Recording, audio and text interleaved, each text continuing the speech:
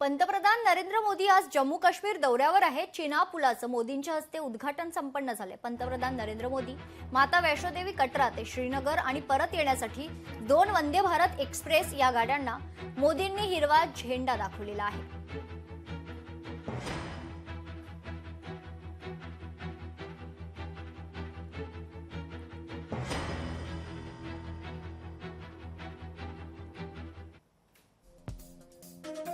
जगातील सर्वात उंच रेल्वे पुलावरून ट्रेन धावणार आहे. चिनाब रेल्वे पुलाची वैशिष्ट्य आपण पाहतोय.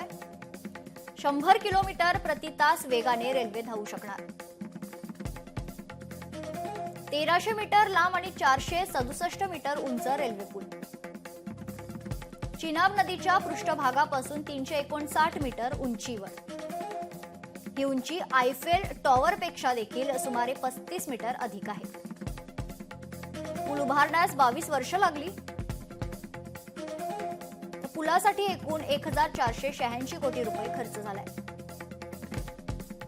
29,000 मेट्रिक टन स्टीलचा वापर.